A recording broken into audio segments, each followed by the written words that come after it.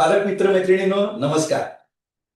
With hope की हा video पाहण्याआधी मुलांना जे येऊ दे परीक्षा आम्ही तयार आहोत या कार्यक्रमाद्वारे मार्गदर्शन केलेलं आहे तो व्हिडिओ तुम्ही पाहिला असेल.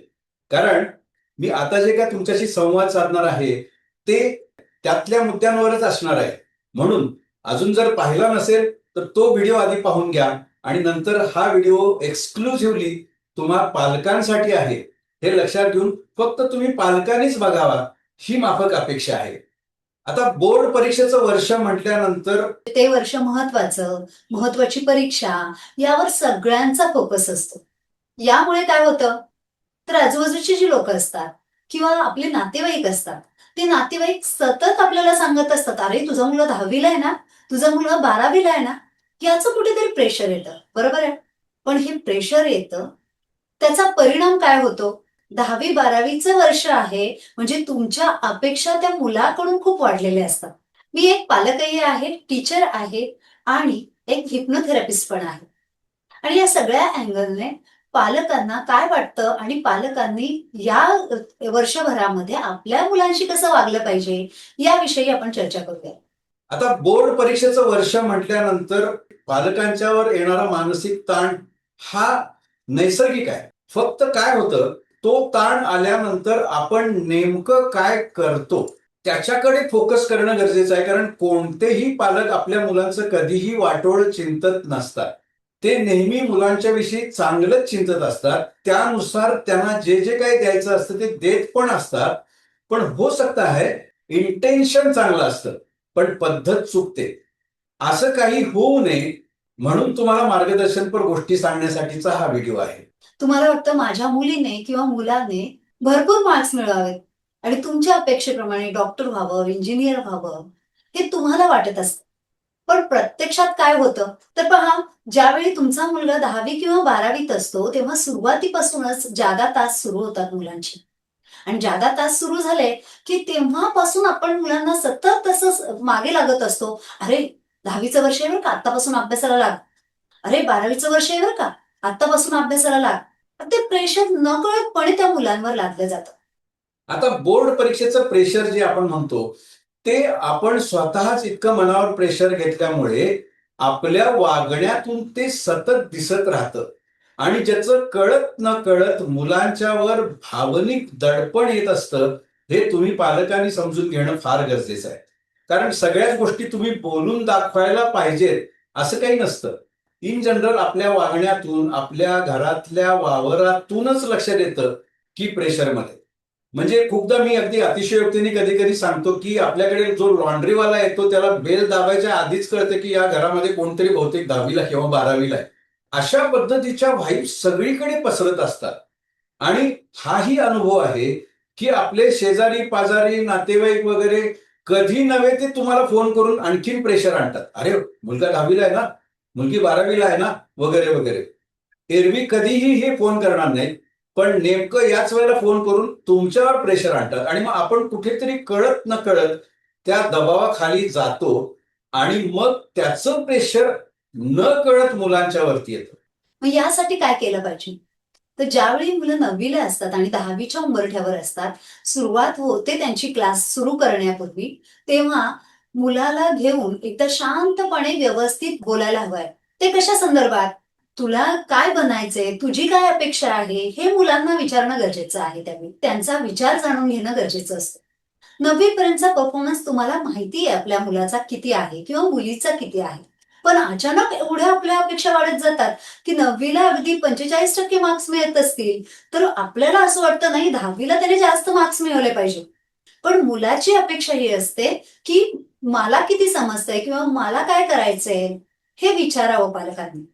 तो जर एक संवाद मुलांमध्ये आणि पालकांमध्ये झाला, तर पालकांना समजतं, की आपल्या मुलाला काय अपेक्षित आहे आपल्याकडून.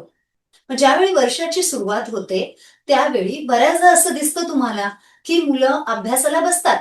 मात्र त्यामध्ये सुद्धा मुलांना बोर होतं, कंटाळा येतो. कधी-कधी आपल्याला दाखवतात मुलं, की खूप अभ्यास करतायत.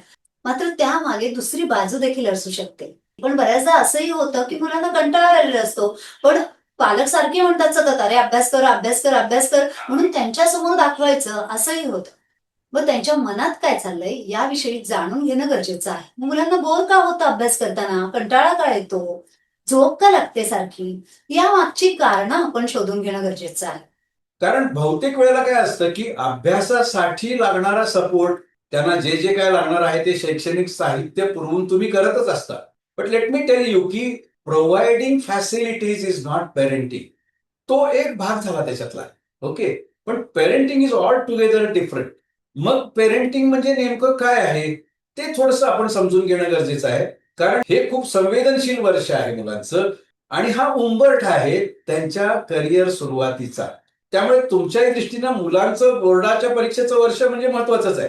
पण होतं काय माहितीये का की खूपदा पालक इतकं लक्ष पुरवायचा प्रयत्न करतात, इतकं लक्ष पुरवायचा प्रयत्न करतात, प्रसंगी आपली बाकीची सगळी कामं बाजूला ठेवून, की त्याचं प्रेशर येतं.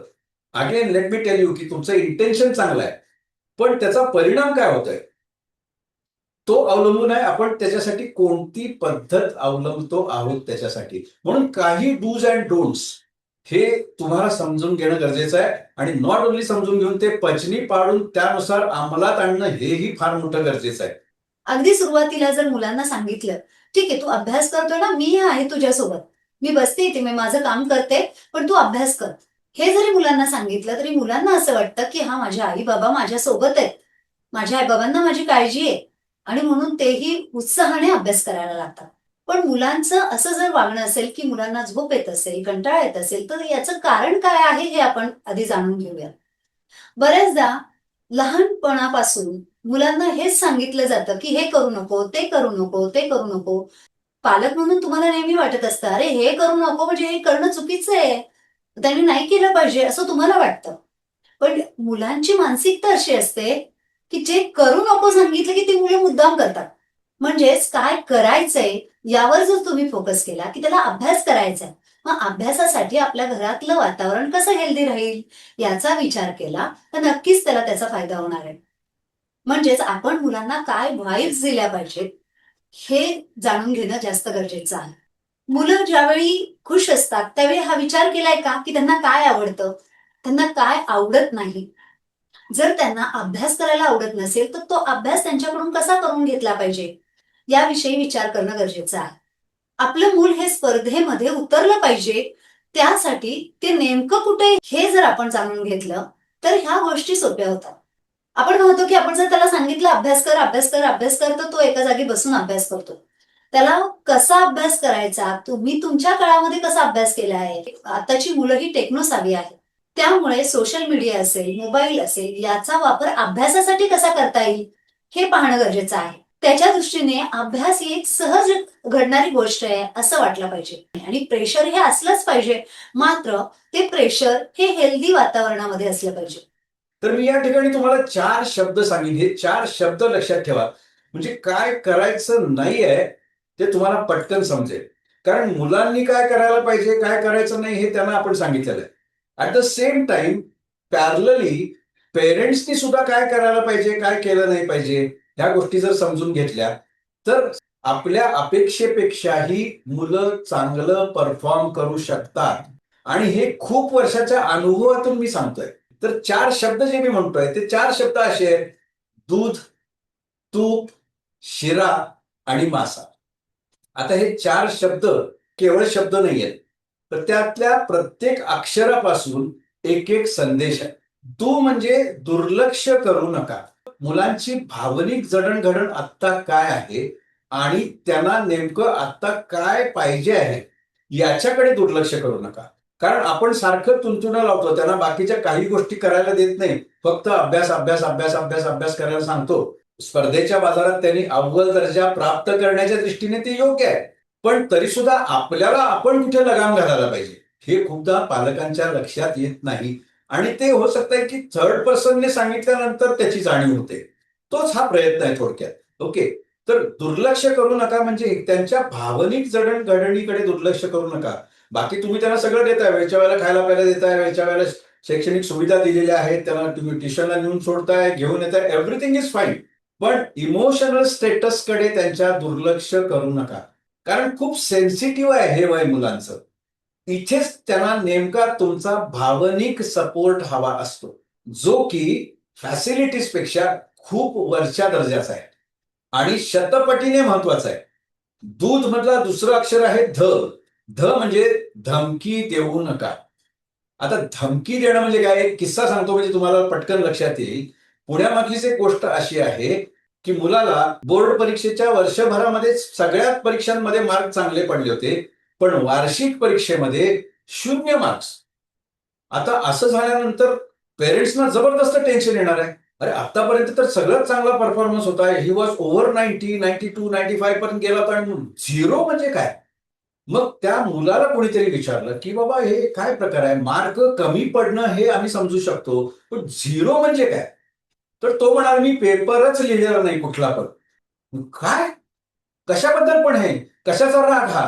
तर तो म्हणाला की मी पहिल्या दिवशी ज्या वेळेला परीक्षेला जाताना आई वडिलांचा आशीर्वाद घ्यायला गेलो, त्यावेळेला आई वडील असं म्हणाले की तुला आतापर्यंत 92 हे हायेस्ट होते, तुला अॅन्युअल मध्ये 96% मार्क जर पडले नाहीत तर आम्ही आत्महत्या करू. हे ऐकल्यानंतर समोरचा माणूस निशब्द झाला. अरे हा काय प्रकार आहे? तर मला तुम्हाला हे सांगायचं आहे की मुलांना मार्क्सवादी बनवू नका. पर्सेंटेज जास्त यायला पाहिजे हे बरोबर आहे, पण त्याच्या बदल्यात तुम्ही काय विचार देताय दुसरा, तो इतका घातक असू शकतो की खरोखर तशी आत्महत्या करण्याची वेळ येऊ शकेल की काय असं वाटावं. सांगायचा मुद्दा हा की मार्क्स भरपूर पडले म्हणजे आपली मुलं आयुष्यात यशस्वी होतील असं नाही. मार्क्स जास्त पडलेच पाहिजे, प्रश्नच नाही. पण तुमचा जो फोकस पाहिजे तो याच्याकडे पाहिजे की आपला मुलगा त्याचा बेस्ट परफॉर्मन्स देतो आहे की नाही. तो बेस्ट परफॉर्मन्स देण्यामध्ये त्याला काय अडथळे येत आहेत, त्याच्यामध्ये आपण त्याला कुठे मार्गदर्शन करू शकतो, कुठे मोटिवेशन करू शकतो किंवा त्या अनुषंगाने काही त्याला एक्स्ट्रा फॅसिलिटीज देऊ शकतो, हे असू दे. म्हणजे थोडक्यात मुलांनी त्याचा बेस्ट परफॉर्मन्स द्यावा अशी विचारधारा जर ठेवली तर मुलांना त्याचं प्रेशर येत नाही की माझा मुलगा जेवढं काय बेस्ट देता येईल तेवढं देणार आहे, माझी मुलगी जेवढं काय बेस्ट देता येईल तेवढं देणार आहे and whatever is the outcome we will be happy. कारण नुसते मार्क्स चांगले पडून नुसतं अभ्यासात हुशार असून काही होत नाही. आपला मुलगा एक माणूस म्हणून कसा घडतोय याच्याकडे पण लक्ष देणं गरजेचं असतं, जितकं की करिअरकडे आपण लक्ष देतो तेवढं. म्हणून हे सांगितलं की धमकी अजिबात द्यायची नाही. त्याच्यानंतर दुसरा शब्द आहे तूप. तूप मधलं पहिलं अक्षर आहे तू. तू म्हणजे तुलना करू नका. आता तसं पाहिलं तर घरामध्ये एकच मूल असतं. पूर्वी आम्ही ज्या वेळेला लहान होतो त्यावेळेला भावंड असायची, त्यामुळे ताई बघ कसा, दादा बघ कसा, त्याला इतके मार्क पडले, तुला कमी पडले वगैरे हे सगळं व्हायचं. पण आता एक मूल जरी असलं तरी आपण आजूबाजूच्या मुलांची आणि आपली तुलना करतो. एक गोष्ट लक्षात घ्या की प्रत्येक मूल वेगळं असतं. जसं फुलणारं फूल वेगळं असतं ना तसं. काही फुलांमध्ये सुगंध असतो, सौंदर्य नसतं. काही फुलांमध्ये सौंदर्य असतं, सुगंध नसतो. काही फुलांमध्ये दोन्हीही असतं. काही फुलांमध्ये दोन्हीही नसतं. तशीच असतात आपली मुलं. मुलं ही परमेश्वरानं दिलेली भेट आहे आणि जेव्हा ती आपण भेट आहे म्हणतो, त्यावेळेला ती भेट आहे तशी स्वीकारा. माझ्या मुलामध्ये हे का नाही, माझ्या मुलीमध्ये ते का नाही, याचा अट्टहास तुम्ही नका ठेवू. त्याचा शोध घ्या की तुमचा मुलगा, तुमची मुलगी कशामध्ये बेस्ट आहे. त्या दिशेने त्यांना जर तुम्ही प्रोत्साहन दिलं, तर मुलं तुमच्या अपेक्षेपेक्षाही यशस्वी होताना तुम्हाला दिसतील. तूप मधलं दुसरं अक्षर प. प पासून संदेश असा आहे की परस्पर निष्कर्ष काढू नका. म्हणजे माझ्या मुलाला आहे ते नाही जमणार, माझ्या मुलीला आहे ते नाही जमणार, हे तुम्ही नका ठरवू. कारण तुम्ही असा जेव्हा विचार करता त्यावेळेला एक लक्षात घ्या की प्रत्येक विचाराला एक व्हायब्रेशन आहे आणि मुलं तुमची कुठेही जरी असली तरी सुद्धा तुमच्या विचारांची व्हायब्रेशन्स ते रिसीव्ह करत असतात. सो तुम्ही ऑलवेज मुलांच्या बाबतीत पॉझिटिव्हच विचार केला पाहिजे. तिसरा शब्द आहे शिरा. शिरा मधला अक्षर शी. शी म्हणजे शिक्के मारू नका. तुला हे जमणारच नाही, तुला ते जमणारच नाही, बघितलं आम्ही इतके वर्ष काही होत नाही, ओके जमतंय का बघ शिक्षण, नाही तर तुला एक सरळ सरळ वडापावची गाडी टाकून देतो, असं मुलांना बोलू नका. कारण त्याच्यातून खूप नकारात्मक व्हायब्रेशन्स मुलांना मिळतात आणि त्याचा त्यांच्या संपूर्ण वर्षभराच्या परफॉर्मन्सवरती अतिशय वाईट परिणाम होऊ शकतो. शिरामधलं दुसरं अक्षर रा. रा म्हणजे रागावू नका. तुम्ही म्हणा रागवायचं पण नाही, मग काय करायचं काय आम्ही. तर हे एवढ्यासाठी सांगतोय की खूपदा पालक रागाने मुलांशी आबोला धरतात. तर आबोला नाही धरायचा. एखाद्या गोष्टीचा तुम्हाला जर मुलांचा राग आला तर मुलाला समोर बसवा, मुलीला समोर बसवा आणि त्यांना सांगा की हे मला नाही अजिबात आवडलं बरं का, मला याचा खूप राग आलेला आहे. कशाचा राग आलाय ते मुलांना कळू दे. ज्या वेळेला ते न सांगता तुम्ही फक्त अबोला धरता, त्यावेळेला मी पालकांना नकोय अशा पद्धतीच्या नकारात्मक व्हायब्रेशन्स मुलांना मिळतात आणि त्याच्यातून मुलांच्या मध्ये नैराश्य येतं. खूपशी मुलं परीक्षा जवळ आल्यानंतर नैराश्याकडे का झुकतात? त्याचं खूपदा कारण असतं पालकांच्याकडून मिळणाऱ्या अशा नकारात्मक vibrations. So be very careful about all this things. चौथा शब्द आहे मासा. मासामधलं पहिलं अक्षर मा. मा म्हणजे मारू नका. आता तुम्ही म्हणाल आम्ही तर मारत नाहीच, बरोबर, पण तरी सुद्धा काही वेळेला हात उगारला जातो, मारलंही जातं. आता ज्या वेळेला तुम्हाला असं वाटेल की नाही आता मारलं पाहिजे, एक कानाखाली ठेवलीच पाहिजे, अशी जर खरोखर सिच्युएशन असेल तर स्वतःच्या मनाला विचारा की मी खरोखर चिडलेलो आहे का आतून? मी खरोखर चिडलेली आहे का आतून? मारणं तर गरजेचं आहे, पण ती प्रोसेस होत असताना तुम्ही तुमच्या मनाची जडणघडण काय आहे त्या क्षणाला त्याच्याविषयी जागरूक राहा. तुम्ही जर खरोखर चिडलेले असाल तर अजिबात मारू नका. कारण ज्यावेळेला आपण चिडून मारतो त्यावेळेला आपल्या स्पर्शातून मुलांना नकारात्मक व्हायब्रेशन्स मिळतात. आता एक लक्षात घ्या की स्पर्श हा शब्दांपेक्षा खूप बोलका असतो. आईची मनस्थिती जर बरोबर नसेल तर कुशीतल्या बाळाला झोप लागत नाही. याचं कारण आहे ती स्पंदनं, त्या व्हायब्रेशन्स.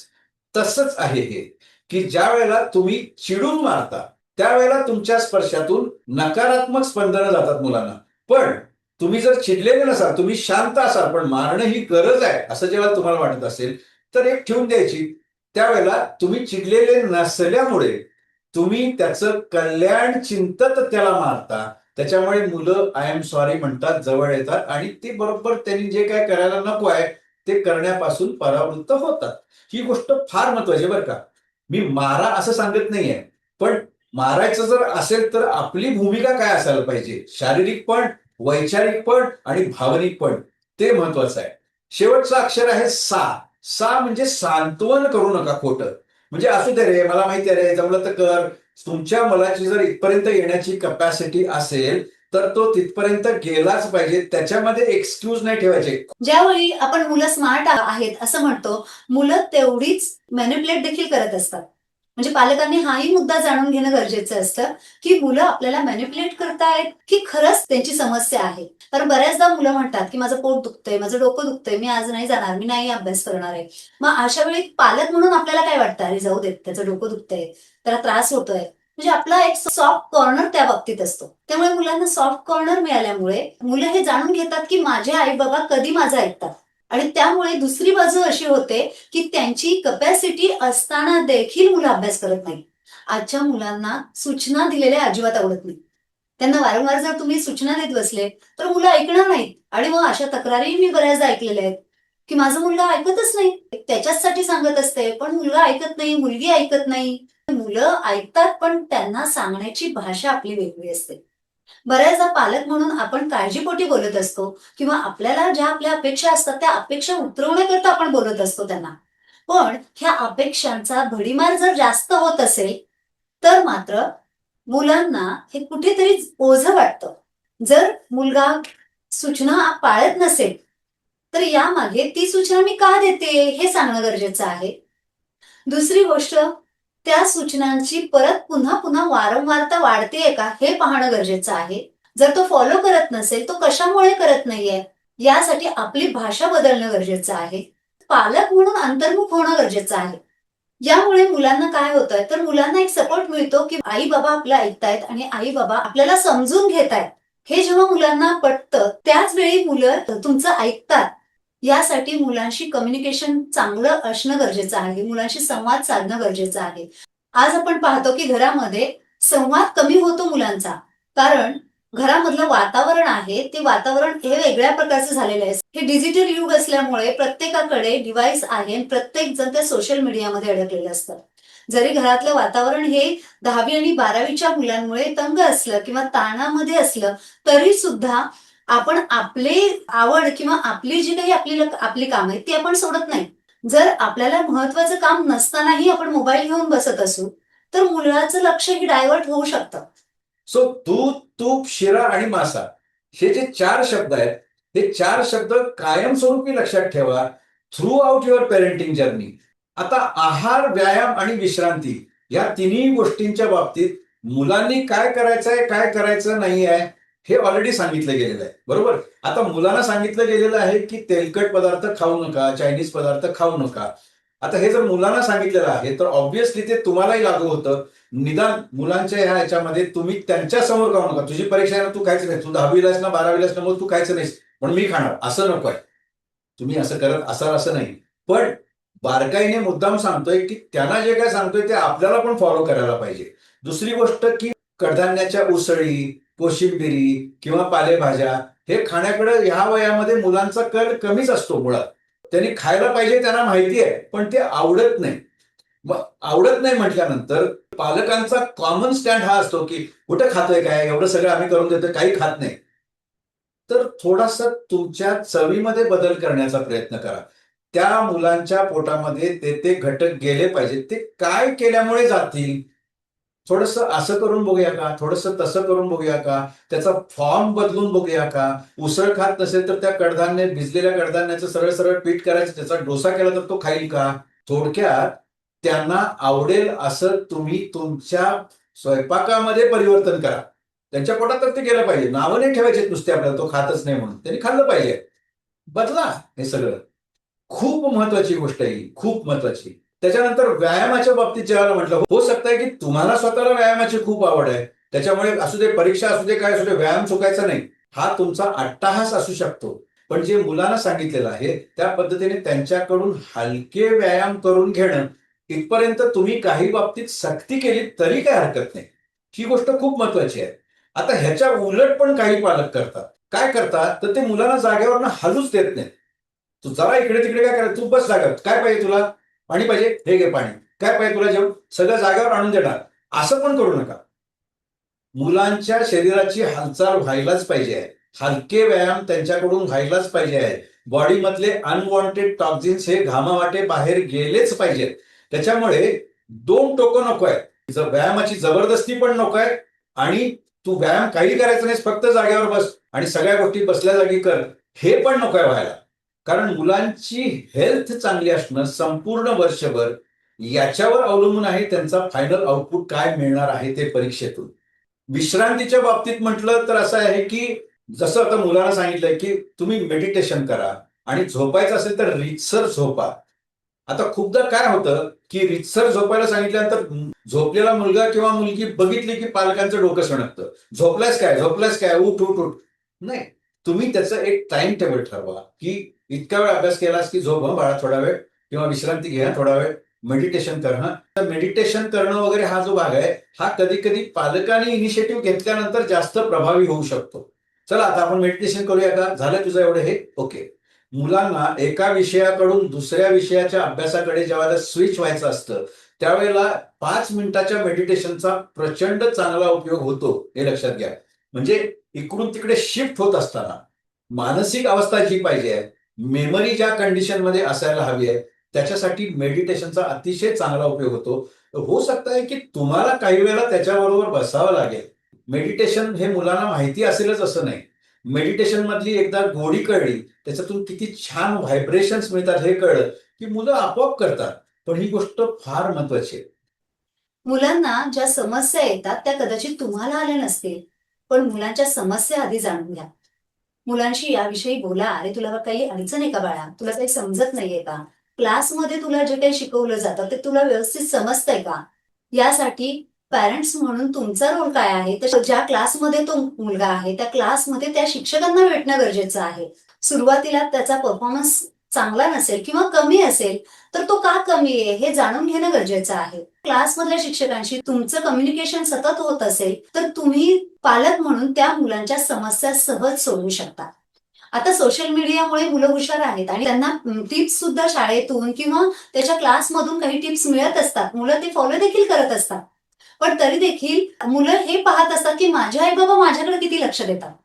10वीचं वर्ष आणि 12वीचं वर्ष असेल आणि अगदी सुरुवातीपासून जर तुम्ही मुलाच्या प्रगतीचा आढावा घेत असाल, ज्यावेळी पालक म्हणून तुम्ही शिक्षकांना भेटता किंवा क्लासच्या शिक्षकांना भेटता, त्यावेळी देखील त्याचा आलेख ठेवणं तुमच्याकडे गरजेचं आहे. म्हणजे पालक म्हणून त्याची प्रगती कशी होत आहे, हे टप्प्याटप्प्यानं जाणणं गरजेचं आहे. कारण जर अगदी सुरुवातीपासून तुम्हाला जर त्याचा आलेख कळत असेल, तर मुलगा कुठे डिस्टर्ब होतोय, मुलाचा आलेख कुठे कमी येतोय, मुलगा कुठे कमी पडतोय, हे तुम्हाला लक्षात येतं. आणि यासाठी पहिला क्रायटेरिया आहे, की मुलाचा हँडरायटिंग कसं आहे, हस्ताक्षर सुंदर आहे, मात्र जर वेळेत पेपर त्याचा कव्हर होत नसेल, यासाठी ज्यावेळी तो घरी काही प्रश्नपत्रिका सोडवत असेल, अशा वेळी एक नजर मारणं गरजेचं आहे, की तो 3 तासामध्ये व्यवस्थित पेपर सोडवतो का? आज आपण पाहतो, की मुलांना खूप प्रायव्हसी दिली जाते आणि मुलांना ती हवी देखील असते. पण ही प्रायव्हसी दिली जाते त्यावेळी मुलगा त्या प्रायव्हसीचा कसा उपयोग करतो किंवा मुलगा कसा वागतो हे पाहणं देखील गरजेचं असतं. ज्यावेळी अभ्यासाला बसतो म्हणून त्याला सेपरेट रूम दिली जाते, त्याच्या म्हणण्याप्रमाणे त्याला जागा दिली जाते. त्याला डिस्टर्ब न करण्यासाठी काही गोष्टी आपण घरातले वातावरण देखील बदलतो. मात्र तो अभ्यासाव्यतिरिक्त काही गोष्टी करतोय का? हेही पाहणं गरजेचं असतं. कारण जर तो अभ्यास करतोय असं म्हणतो, पण त्याचा अभ्यास झाला नाही, तर त्याचं प्रेशर त्याला येत असतं. आता मुलांना short term memory, long term memory ह्याचं विश्लेषण देत असताना हे सांगितलेलं आहे की आदल्या दिवशी अभ्यास थांबवा. खूपदा पालक आदल्या दिवशी एवढं प्रेशर आणतात, अरे उद्या परीक्षा आहे आणि तू हे काय करतोयस, उद्या परीक्षा आहे आणि तू गप्प काय बसलायस. तर तुम्ही उलट सांगायला पाहिजे की आता वर्षभर झालेला आहे अभ्यास, आता तू काही प्रेशर घेऊ नकोस, थोडा आराम कर, उद्याची शांतपणे तयारी कर. ती तयारी करण्यासाठी तुला काय माझी मदत हवी आहे का? अशा पद्धतीची सकारात्मक व्हायब्रेशन्स द्या आणि ऑलवेज से की तू तुझ्या बाजूनी तुला जेवढं बेस्ट देता येण्यासारखं आहे तेवढं दे. मग रिझल्ट काही येऊन दे, विल बी हॅपी. अशा पद्धतीच्या व्हायब्रेशन्स तुमच्याकडून सतत मुलांना मिळायला पाहिजे. सतत. नमस्कार कसा करायचा याच्याविषयी मुलांना कल्पना दिलेली आहे. आता याविषयी पालकांना काही टिप्स देणं हे फार गरजेचं आहे. कारण मी काही पालक असे बघितलेले आहेत, पेपर वाचत बसलेले असतात, लक्षच नसते. मुलगा नमस्कार करून जातो तरी कळत नाही. आणि मग विचारतो, "काय रे, काय नमस्कार केला?" मग तो म्हणतो, "बाबा, परीक्षा आहे ना, परीक्षेला जाताना तुम्हाला नमस्कार केला." तेव्हा आता वर्षभर काय केलंय मला माहिती आहे ना, काय मोठे दिवे लावणार आहेस? अशा पद्धतीने बोलताना मी ऐकलेलं आहे, म्हणून मी तुम्हाला सांगतोय की असा संवाद नसावा. तुम्ही एक लक्षात घ्या, की तुमच्या वेळची स्पर्धा वेगळी होती. जसजशी पुढची पिढी येते तसं स्पर्धेची तीव्रता वाढत चालली आहे. आपलं बाळ युद्धावर चाललंय. तर युद्धावर जाणाऱ्या बाळाला कसा आशीर्वाद दिला पाहिजे, त्यावेळेला तुमच्या मनामध्ये काय विचार असले पाहिजेत, तुमची स्वतःची मनोधारणा कशी असली पाहिजे, याच्याकडे तुम्ही फोकस करणं फार गरजेचं आहे, फार. त्यामुळे मुलं ज्यावेळेला नमस्कार करायला येतात, त्यावेळेला हातातली सगळी कामं बाजूला ठेवा. एक किती अर्ध्या मिनिटाचं काम आहे. ओके? आणि पूर्ण लक्ष त्याच्याकडे द्या. मुलांना सांगितलेलं आहे तुमच्या पायाला स्पर्श करायला. त्याच वेळेला तुम्ही त्याच्या डोक्यावर हात ठेवा, तिच्या डोक्यावर हात ठेवा आणि त्याचं सुयश चिंता. ज्यावेळेला मुलं पायाला हात लावतात, त्याच वेळेला जेव्हा तुम्ही डोक्यावर हात ठेवता, त्यावेळेला त्या सकारात्मक स्पंदनाचं वर्तुळ पूर्ण होतं. सो नमस्कार कसा करून घ्यायचा आहे, हे पण फार महत्वाचं आहे. नमस्कार करत असताना तुम्ही काय विचार करता, हेही फार महत्वाचं आहे. दुसरी महत्वाची गोष्ट की जर का तुम्ही मुलांना परीक्षा हॉलवर सोडायला जात असाल, त्यावेळेला सुद्धा जाताना त्याच्या पाठीवर थाप मारा. ऑल द बेस्ट म्हणा. Give your best. Come on. त्यांच्यावर आलेलं प्रेशर आपण कमी करायचं आहे. त्यांना जास्त द्यायचं नाहीये प्रेशर. खूपशे पालक मी अशी बघितलेत की परीक्षा हॉलमध्ये मुलं गेल्यानंतर पेपर संपवून येईपर्यंत बाहेर थांबलेले असतात आणि अशी वाटच बघत थांबलेले असतात. बघूया आता कसा चेहरा घेऊन येतोय. आणि चुकून समजा मुलाला काही एखादी गोष्ट हे झाली असेल, तो चेहरा पाडून आला, तर पालक असं बोलताना मी ऐकले, "काय सांगू नकोस, तुझं थोबाडच सांगते काय करून आलायस ते." काही वेळेला मी असंही पाहिलेलं आहे की मुलं आल्यानंतर मुलाच्या हातातून लगेच प्रश्नपत्रिका घेऊन तिथल्या तिथेच लगेच, "थांब जरा इथे, ह्याचं काय दिलं उत्तर, त्याचं काय दिलं उत्तर, इथे काय चुकलं असेल तर पटकन टपलीत मारतात." काय चाललंय? कशा व्हायब्रेशन्स देताय? जो हो गया सो हो गया. काय फायदा आहे का त्याचा? टेन्शन घेऊन काय फायदा आहे का? त्याला बोलून काय फायदा आहे का? गेला तो पेपर. जर का तुमचा मुलगा असा चेहरा पाडून आला, तर तुम्ही त्याला चीअर अप करा. It's okay. काय राहिलं असेल राहू दे. Don't worry. ओके? आज तुला काय राहिलं असं वाटतंय? तुझं काय चुकलं असं वाटतंय? ते उद्याच्या पेपरच्या वेळेला चुकू नको हां बाळा. हे त्याला पाठीवर हात ठेवून सांगा. कारण आत्ता मुलांना अशाच पद्धतीची स्पर्शातून स्पंदनं मिळणं गरजेचं असतं. नावं ठेवणं खूप सोपं आहे. पण आपल्याला मुलांच्या मधला बेस्ट परफॉर्मन्स जर घ्यायचा असेल तर तुम्हाला त्यांना त्याच पद्धतीने मोटिवेट केलं पाहिजे की गिव्ह युअर बेस्ट, आणि आय एम कॉन्फिडंट तू देऊ शकणार आहेस ते, मला खात्री आहे. असं जेव्हा तुम्ही बोलता त्यावेळेला मुलं रिलॅक्स होतात. परीक्षेला जात असताना मुलं रिलॅक्स असली पाहिजेत. मुळात काय माहितीये का, आपला मुलगा यशस्वी झाला पाहिजे हे तुम्हा सगळ्या पालकांना वाटणं स्वाभाविक आहे. पण यशस्वी होणं म्हणजे नेमकं काय? यशस्वी होणं म्हणजे इतके मार्क्स मिळणं, तितके मार्क्स मिळणं हे आहे का? तर नाही. कारण अशी भरपूर आहेत मुलं जी खूप चांगल्या गुणांनी उत्तीर्ण झाली होती, पण ती आयुष्यात सक्सेसफुल झालेली नाहीये. सो सक्सेस इज कालच्यापेक्षा एक स्टेप पुढे आलाय ना. म्हणजे पर्सेंटेजवर मुलांची हुशारी ठरवू नका. कारण फक्त अभ्यासातल्या हुशारीवर यश मिळतच नाही. There are many other things ज्या काउंट होत असतात सक्सेस जर्नीमध्ये. एक उदाहरण सांगतो तुम्हाला की युजली बोर्डाच्या परीक्षांचे रिझल्ट लागल्यानंतर पालकांचे फोन येत असतात. मुलाला एवढे हे मिळाले बरं का, आम्ही पेढे द्यायला येतोय, कधी येऊ. असेच 2 पालक माझ्याकडे पेढे घेऊन आले होते आणि मुलांनाही घेऊन आले होते. एक पालक एकदम खुश होते आणि त्यांनी सांगितलं की सर हे काय पेढे, माझ्या मुलाला 70% मार्क मिळाले, I am very happy sir. आणि दुसरे पालक जे होते ते एकदम तोंड पाडून बसलेले होते. त्यामुळे मला वाटलं की त्या मुलाला खूपच कमी मार्क्स मिळाले असतील की काय. तर तसं नव्हतं. ते म्हणाले की माझ्या मुलाला 92% मार्क मिळाले. मग तरी सुद्धा त्यांचा चेहरा पडलेला का होता? आता एक लक्षात घ्या, ज्या मुलाला 70% मार्क्स मिळालेले होते आणि त्याचे वडील खुश होते, कारण त्याच्या आधीच्या परीक्षांमध्ये त्याला साधारण 60-65च्या आसपास मार्क होते. त्या दृष्टीने 70% म्हणजे खुश. आणि ज्या मुलाला 92% मार्क्स मिळाले होते, त्याला आधीच्या परीक्षांमध्ये 95% होते.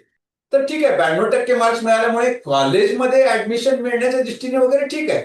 पण जर तुम्ही यशाचं मोजमाप लावाल तर कोण जास्त यशस्वी आहे? 70% वाला.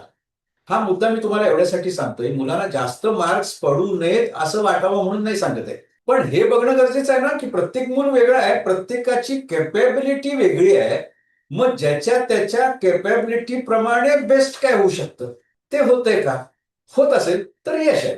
मग पुढच्या लाईफमध्ये त्यांना बरोबर सगळ्या गोष्टी काय करायला पाहिजेत, काय नाही ह्या सगळ्या कळतात. कारण नुसत्या अभ्यासातल्या हुशारीवरती यश मिळतच नाही मुळात. कारण यशामध्ये खूप इतर गोष्टी येतात. म्हणून हा मुद्दा जाणीवपूर्वक मी तुम्हाला सांगतोय आणि जो तुमच्या मनामध्ये खोलवर कुठेतरी बिंबला पाहिजे. कारण आई वडील होणं हे निसर्गाचं वरदान आहे. पालक होणं ही जबाबदारी आहे आणि ही जबाबदारी आपणहून स्वीकारलेली आहे तुम्ही. माझ्या मुलाच्या, माझ्या मुलीच्या नेमक्या क्षमता काय आहेत आणि त्यानुसार तो मुलगा किंवा ती मुलगी बेस्ट देतीये ना, ह्याच्याविषयी जागरूक राहा फक्त बस. आपण तिथे अडकतो, त्याला एवढे पडले, तिला एवढे पडले, मग ह्याला कमी का किंवा हिला कमी का? त्याचा काही संबंध नाहीये आयुष्यात पुढे मिळणाऱ्या यशाशी. एक लक्षात घ्या की ही जी युवा पिढी आहे ना आताची, हेच आपल्या देशाचं भविष्य आहे. आणि जसं मी आधी म्हटलं की मुलं ही परमेश्वरानं दिलेली भेट आहे. ती भेट आहे तशी स्वीकारा. त्याची अदर साइड अशी आहे की आपण त्याचं संगोपन कसं करतो, त्याला आपल्या पालकत्वाच्या माध्यमातून कसं जोपासतो, कसं मोटिवेट करतो, ही आपल्याकडून परमेश्वराला दिली जाणारी भेट असणार आहे. आणि ती जास्तीत जास्त आकर्षक असली पाहिजे. त्याच्यासाठी आपण पेरेंटिंगच्या अँगलनी आपल्यामध्ये काय काय परिवर्तन करणं गरजेचं आहे, ते तुम्ही करणं गरजेचं आहे सगळ्यांनी. आणि म्हणून हा वेगळा व्हिडिओ केलाय मुद्दा. कारण तुम्ही सगळे पालक हुशार आहात, तुमची मुलंही हुशारच आहेत, प्रश्न तो नाहीच आहे मुळात. पण मानसिकता कशी आहे, अंडरस्टँडिंग कसं आहे, एकमेकांच्या मध्ये संवाद कसा आहे, या गोष्टी फार महत्वाच्या ठरतात पुढच्या प्रवासामध्ये. कारण अशी अनेक मुलं बघितलेली आहेत की ती अभ्यासात हुशार होती, पण त्याला आईशी कसं बोलायचं कळत नाही, वडिलांशी कसं बोलायचं कळत नाही, गुरुजनांचा आदर कसा करायचा ते कळत नाही. मग काय करायचे ते परीक्षेतले मार्क्स नुसते. एक माणूस म्हणून आपलं मूल कसं घडतंय याच्याकडे जर आपल्याला फोकस ठेवायचा असेल, उद्या तुमच्या म्हातारपणी जर मुलांनी तुमच्याबरोबर राहायला हवं असेल, त्यावेळची तुमची मानसिक अवस्था समजून घ्यावी असं जर तुम्हाला आत्ता वाटत असेल, तर त्यांची मानसिकता आत्ता समजून घेणं आणि त्यांना त्यानुसार भावनिक सपोर्ट देणं ही गोष्ट अत्यंत महत्वाची आहे.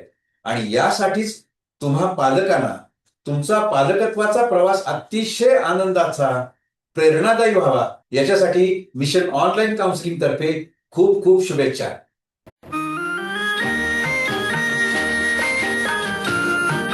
उपस्थित पालक आणि शिक्षक हो, आई वडील हे पहिले शिक्षक आणि शिक्षक हे दुसरे आई वडील या जाणीवेतून मुलांनी परीक्षेत भरपूर मार्क्स मिळवण्यासाठी झटणं जितकं महत्वाचं आहे तितकंच त्यांच्यातलं माणूस पण जागं ठेवण्यासाठी झटणं हेही महत्वाचं आहे. इंसाफ की डगर पे बच्चों दिखाओ चल के, ये देश है तुम्हारा, नेता तुम ही हो कल के. तेव्हा मुलांना विश्वासात घेऊन सांगा, म्हणावं सत्याची कास धरा, संकटांना खंबीरपणे सामोरं जा, जगाच्या पाठीवर कुठेही जाऊन शिका, पण तुमच्या ज्ञानाचा उपयोग देशाच्या उद्धारासाठी होऊ दे.